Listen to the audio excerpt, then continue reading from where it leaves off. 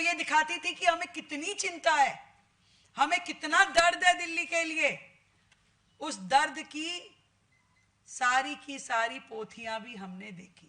हमने 93 लाख आभा आईडी यानी Ayushman Bharat health account IDs create की है दिल्ली में, जिसमें पूरा का पूरा हर व्यक्ति का हेल्थ का डिजिटल रिकॉर्ड अब सरकार के पास होगा, चाहे वो इलाज किसी भी अस्पताल में कराए। एक महीना पहले 34 आयुष्मान केंद्रों का उद्घाटन हुआ। आज फिर हम 34 नए आयुष्मान आरोग्य मंदिरों का उद्घाटन करने के लिए यहां खड़े हैं। आपने लगातार स्लाइड देखी, बुराड़ी में, तिमारपुर में, सदर बाजार विधानसभा, मटिया महल, करोल बाग, कुंडली, पड़पड़गंज, लक्ष्मी नगर, पड़पड़गंज में एक और, राजेंद्र नगर, हरिनगर, बादली, रिठाला, मुंडका, सुल्तानपुर माजरा, मंगोलपुरी, वजीरपुर, गांधीनगर, शादरा, सीमापुरी, सीलमपुर, मालवीय नगर, मेहरौली, अंबेडकर नगर, कालकाजी, नजफगढ़, बिजवासन, मटियाला, नांगलोई जाट, शुकुर बस्ती, पटेल नगर, हरिनगर, घोंडा 1, घोंडा 2, ये 34 आरोग्य मंदिरों का आज हमने यहां से डिजिटल उद्घाटन किया है। और इसके बाद हमारे माननीय विधायक अपने अपने क्षेत्रों में इसका जनता को समर्पित करने का कार्यक्रम करेंगे। ढेर सारी बधाई। एक सरकार थी आज से 5 महीने पहले, जिसका फार्मूला था काम करो ना करो, काम की फिक्र करो, और फिक्र करो ना करो, फिक्र का जिक्र करो। तो जिक्र वाली सरकार जो ये दिखाती थी कि हमें कितनी चिंता है, हमें कितना दर्द है दिल्ली के लिए, उस दर्द की सारी पोथियां भी हमने देखी कि आज दिल्ली में 1000 लोगों पे एक बेड भी हॉस्पिटल में उपलब्ध नहीं है, ट्रॉमा सेंटर उपलब्ध नहीं है, आईसीयू बेड उपलब्ध नहीं है। मात्र 5 महीने में इस दिशा में लगातार आगे बढ़ने का काम आपकी अपनी इस भाजपा सरकार ने किया है। इसके लिए मैं आपको बधाई देती हूं। जिस तरीके से पढ़ी लिखी सरकार के कार्यकाल में क्लर्क कलम घिसता रहता था, उस सारी परिपाटी को तोड़ के, उन सारी लीकेजेस को बंद करके हमने अपने पूरे सिस्टम को डिजिटलाइज किया है। और ये वो हेल्थ इंफ्रास्ट्रक्चर है जो अब पूरे तरीके से धीरे धीरे करके डिजिटल युग में प्रवेश कर रहा है। आईटी बेस्ड हेल्थ सिस्टम जिसको हम लेकर के आ रहे हैं। हमने 93 लाख आभा आईडी यानी Ayushman Bharat health account IDs create की है दिल्ली में, जिसमें पूरा का पूरा हर व्यक्ति का हेल्थ का डिजिटल रिकॉर्ड अब सरकार के पास होगा, चाहे वो इलाज किसी भी अस्पताल में कराए। ये अपने आप में एक बहुत बड़ी उपलब्धि है।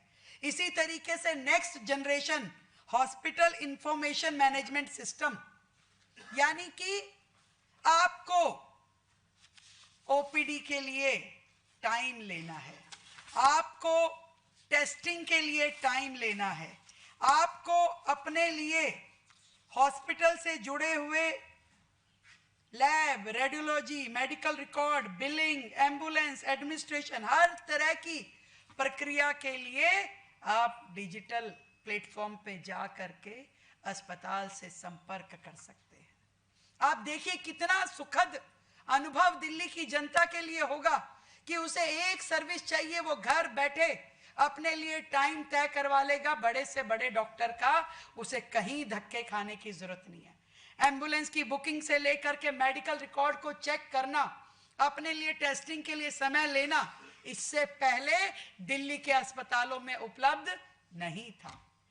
आज जिस तरीके से लगातार हम अपने हेल्थ सिस्टम को आईटी से जोड़ रहे हैं, दिल्ली की जनता का हेल्थ रिकॉर्ड बना रहे हैं। अब वो थैले लेके अपनी मोटी मोटी फाइलें उठा करके मरीजों को चलने की आवश्यकता नहीं रहेगी। आप अपना कार्ड प्रस्तुत कीजिए, क्लिक करेगा, बटन दबाएगा और आपका पूरा का पूरा कई सालों का हेल्थ का रिकॉर्ड आपके सामने निकल आएगा। ये भी पता होगा कि आपने कौन सी दवाई ली, ये भी पता होगा कि किस डॉक्टर से इलाज कराया, और उसकी पूरी की पूरी रिपोर्ट आपको ध्यान में आएगी। इस तरीके से लगातार दिल्ली के अस्पतालों का डिजिटलीकरण होना दिल्ली की प्रगति का सूचक है। इससे पहले भी जब हमने दवाइयों की खरीद को सेंट्रल प्रोक्योरमेंट से जोड़ा, इससे पहले क्या था? भ्रष्टाचार के अनेकों साधन मौजूद थे। आप दवाई खरीद रहे हैं, कौन पूछ रहा है कितनी खरीदी, कितनी इस्तेमाल हुई? आज आपको कुछ भी खरीदना है तो डिजिटल प्लेटफॉर्म के माध्यम से एक जगह खरीदा जाएगा, ताकि हर हॉस्पिटल की रिक्वायरमेंट सेंटर के ध्यान में आए। वो रेट भी फिक्स होंगे, वो क्वांटिटी भी ध्यान में आएगी, यानी कि भ्रष्टाचार के वो सारे रास्ते अब बंद कर दिए गए हैं। एक ही मरीज का कई अस्पतालों में जो इलाज दिखाया करते थे, एक ही मरीज को कई बार दवाई, वैक्सीनेशन या टेस्टिंग के माध्यम से जो लोग कमाई किया करते थे, अब वो सारे के सारे द्वार बंद हो जाएंगे। महंगी दवाइयों की खरीद हमने पहले भी जन औषधि केंद्र खोल के बंद करी, कि यदि किसी को बाहर से लेने की आवश्यकता भी हो तो उसको सस्ती, लगभग 50 से 80% सस्ती दवाइयां मिल पाएगी। पहले हमने 17 जन औषधि केंद्र खोले थे और आज भी 8 जन औषधि केंद्र खोले गए हैं। वो सरकार दिल्ली की जिसमें पिछले 10 सालों में एक व्यक्ति को भी परमानेंट नौकरी नहीं दी गई, उस दिल्ली को हमने गत माह 1350 नर्सिस परमानेंट जॉब के माध्यम से उनको हमने अपॉइंटमेंट लेटर दिए। सालों से नहीं लगी थी दिल्ली सरकार में। और देखिए, जो 950 नर्सिस कॉन्ट्रैक्ट की थी उसको भी हमने बेरोजगार नहीं किया, उनके लिए भी जो एक्सटेंशंस हमारी हॉस्पिटल्स में हुई उसमें उन्हें ऑक्यूपाई किया। तो ये सारा का सारा सिस्टम जिसमें हर व्यक्ति को सम्मान के साथ ना केवल काम मिल रहा है, बल्कि दिल्ली की जनता को इतना सुंदर, इतना अच्छा हेल्थ सिस्टम मिले कि किसी भी व्यक्ति को अपने इलाज करवाने में कोई तकलीफ ना हो। और मैंने तो उससे बढ़कर के एक बात कही कि आज हमारी मजबूरी है, दिक्कत है कि हम अपने यहाँ वो इंडस्ट्रीज नहीं लेके आ सकते जिसमें पॉल्यूशन क्रिएट होता है, परंतु हम एजुकेशन के सेक्टर में, हम हेल्थ के सेक्टर में जरूर दिल्ली में काम कर सकते हैं कि दिल्ली एक ऐसी हेल्थ की हब बने जहां पे देश विदेश के हजारों लोग आकर के इलाज कराना चाहें। सुपर स्पेशलिटी हॉस्पिटल्स, ऐसे डॉक्टर जो कहीं ना हो पूरे देश में, विश्व में, वो दिल्ली में तुरंत उपलब्ध हो, इलाज उपलब्ध हो, डॉक्टर उपलब्ध होंगे, दवाई उपलब्ध होगी, इलाज, मशीनरी, हर चीज हम देश भर के लोगों के लिए मुहैया करवाएं। और दिल्ली की तो बात ही क्या है। वो समय मैं बार बार याद करती हूं कोविड का, जब दिल्ली के लोगों को अपनी जान गंवानी पड़ी, इलाज के लिए जगह नहीं थी, कॉरिडोर में लोग पसरे हुए थे, रिश्तेदार अपने मरीजों को लेकर के यहां वहां धक्के खा रहे थे। आज भी दिल्ली सरकार का रिकॉर्ड जब चेक करो तो उसमें मात्र 97 लोग दिखाए हुए हैं कि जी हमें 97 लोगों को कोविड का जो उनकी मृत्यु के बाद का सरकार की ओर से सहायता राशि प्रदान की गई, 97 लोगों को। मैं आपसे फिर पूछना चाहती हूं, क्या मात्र 97 लोग मारे गए थे? नहीं, हजारों लोग उस समय मरे थे और शमशान घाटों में भी जगह नहीं थी। आज दिल्ली को रिवाइवल करने की जरूरत है।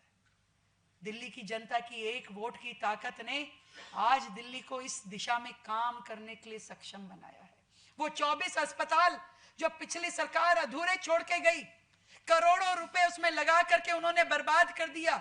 कोविड के समय के वो 7 आईसीयू हॉस्पिटल की बात जरूर मैं बार बार करना चाहूंगी, जिसमें हजारों करोड़ रुपए की इन्वेस्टमेंट की गई और एक भी उसमें सिरे नहीं चढ़ पाया। कोविड आया भी, चला भी गया, परंतु एक भी अस्पताल तैयार नहीं हो पाया। 12 साल का कार्यकाल भरा भरा मिला। जो लोग आज गड्ढों की बात करते हैं, जो लोग आज जलभराव की बात करते हैं, कल बहुत वीडियो डाली उन्होंने, ये देखिए ये देखिए। मैं तो उनको कहती हूँ धन्यवाद, आप हमारे बेटर हाफ हो, आप संज्ञान देते रहिए कहां पे कहां कमी हुई है, क्योंकि कमियां तो उन्हीं की है जो वो हमें बता रहे हैं। उन्होंने कहा कि अपने कार्यकाल में हम ये नहीं कर पाए, प्लीज आप ये कर दीजिए, हम ये नहीं कर पाए, प्लीज आप ये कर दीजिए। और जैसा जैसा वो बताते हैं, भाई हम तो अपना तुरंत आदेश देते हैं कि लग जाइए काम पे, सब करना है हमें। जो ये बता रहे हैं अगर दिल्ली से संबंधित काम है तो जरूर करेंगे, क्योंकि कमियां तो ये पिछली सरकार के कार्यकाल की है।